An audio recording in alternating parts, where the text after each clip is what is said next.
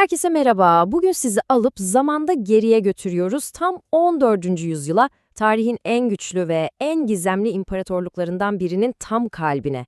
Hazırsanız başlayalım çünkü bu gerçekten de destansı bir macera olacak. Dünyanın o zamanlar bilinen neredeyse her köşesini görmüş olan İbn Battuta, 1352'de artık son bir büyük maceraya atılmaya karar verdi. Rotası, zenginliği ve gücüyle dillere destan olan efsanevi Mali İmparatorluğuydu. Ama oraya varmak için önce aşılması imkansız gibi görünen bir engeli geçmesi gerekiyordu.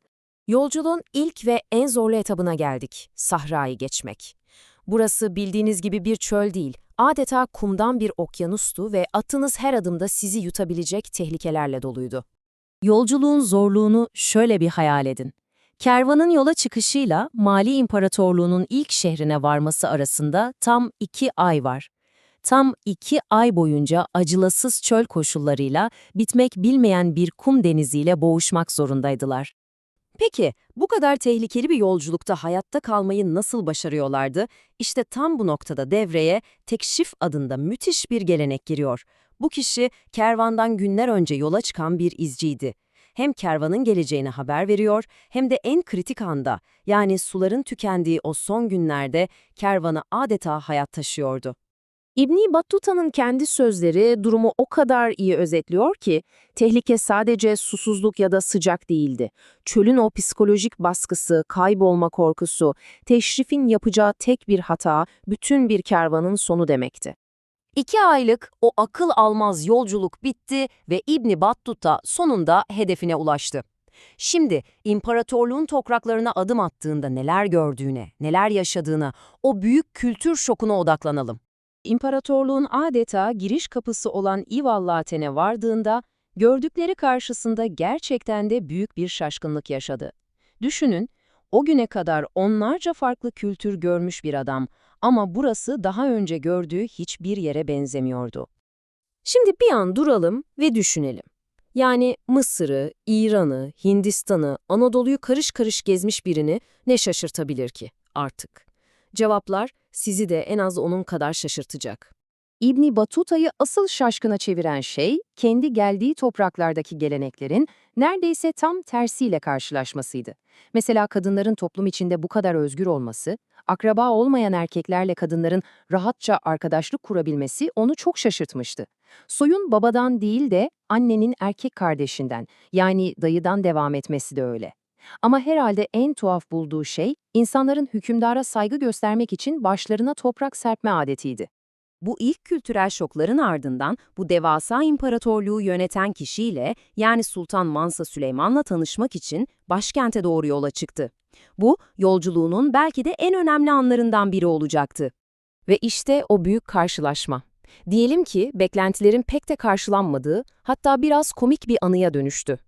İbn Battuta, gittiği her sarayda alıştığı o cömert, gösterişli hediyeleri beklerken, sultandan gelen ikram onu tam bir hayal kırıklığına uğrattı.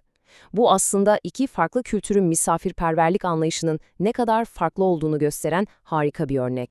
Fakat İbn Battuta çok adil bir gözlemciydi. Bu ilk hayal kırıklığını bir kenara bırakıp imparatorluğun takdire şayan yönlerinde bir not etti. Özellikle ülke genelindeki o mutlak güvenlik ortamı, adaletin bu kadar kusursuz işlemesi, halkın inançlarına olan bağlılığı onu gerçekten çok etkiledi.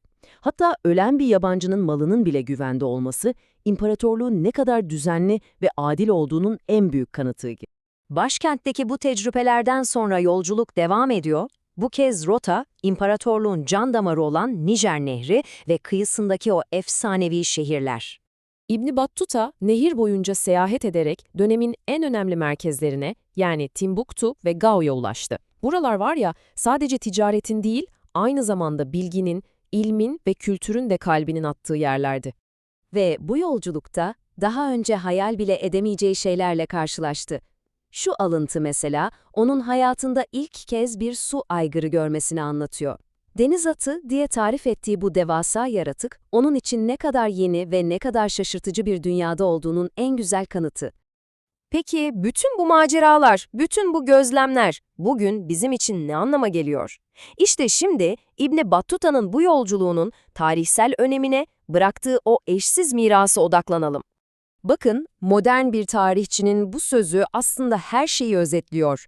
Eğer İbn Battuta'nın notları olmasaydı, Batı Afrika'nın o altın çağı hakkında neredeyse hiçbir şey bilemeyecektik.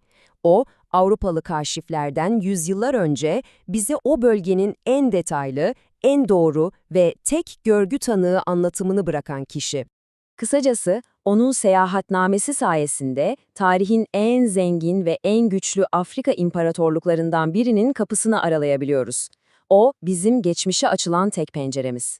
Ve bitirirken hepimizin üzerinde düşünmesi gereken bir soruyla veda edelim. İbn Battuta'nın hem hayranlıklarını hem de yadırgadığı şeyleri okumak, aslında bugün bizim farklı kültürlere nasıl baktığımızı, kendi ön yargılarımızı sorgulamamızı sağlıyor. Belki de en büyük keşif, bilinmeyen topraklardan çok kendi içimizdeki sınırlardır.